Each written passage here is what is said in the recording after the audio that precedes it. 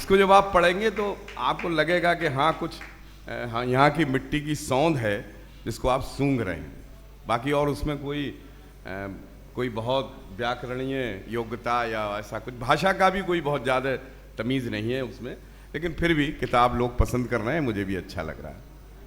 मैं ये बात कहना चाहता हूँ कि यहाँ पर हमारे उदीयमान लोग भी बैठे हैं और ये जो काव्य कुंभ है इसको अगर मैं उद्देश्य के रूप में समझूं आदरणीय गरल साहब, तो ये नर्सरी है, काव्य नर्सरी। अब जैसे अभी एक बच्चा पढ़ के गया अवस्थी, अब इन लोगों को वैसे मंच कहाँ मिलता है। अब आप लोगों के सामने ये लोग पढ़ रहे हैं और यहाँ से अगर पास हो रहे हैं तो ये उगने लगेंगे, तो ये काव्य नर्सरी है। और कविता क्या है? कविता क्या है?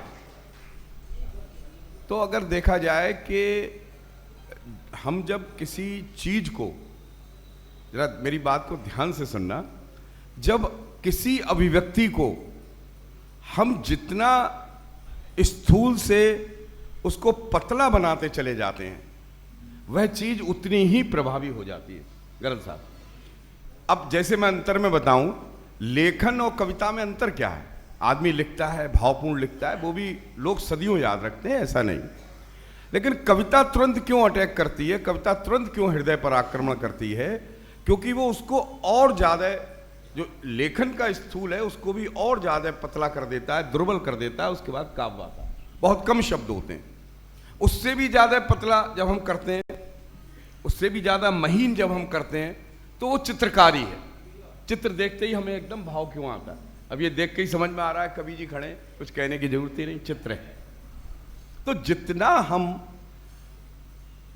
स्थूल से और महीन की ओर चलेंगे, अभिव्यक्ति उतनी ही और ज्यादा भावुक हो जाएगी। तो इसीलिए कविता के बारे में कहा गया है कि पहले कवि वाल्मीकि जी थे जिन्होंने वो क्रौच का बद देख कर कविता लिखी।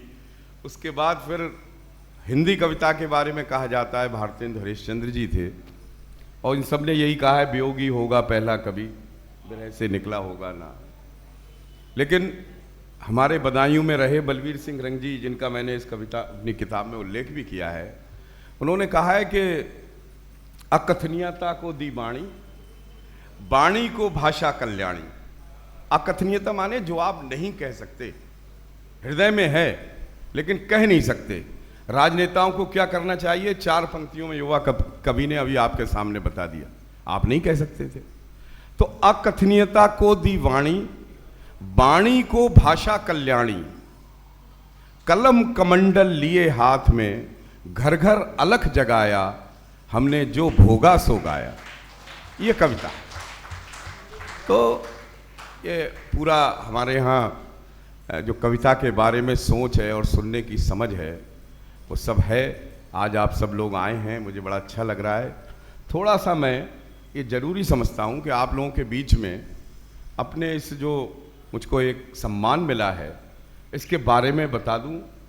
ये राज्य सूचना आयुक्त जो पद है, इसका जो प्रोटोकॉल है वो कैबिनेट, वैसे प्रोटोकॉल लिखा पढ़त में चीफ सेक्रेटरी उत्तर प्रदेश सरकार के जो सबसे बड़ा अधिकारी होता है ब्यूरोक्रेट्स में, मुख्य सचिव, उसके बराबर का प्रोटोकॉल है, उसके बराबर का ही वेतनमान है। एक निजी संस्था है, एक स्वतंत्र संस्था है जिसके अधीन मुख्यमंत्री जी का और महामहिम राज्यपाल का भी कार्यालय आता है सूचना के मामले। 2005 में इस देश में एक क्रांतिकारी अधिनियम पारित हुआ जिसको सूचना का अधिकार अधिनियम कहते हैं, और इसमें आप सबको ये अधिकार मिला कि आप कोई बात को जान सकें और लिखित में जान सकें।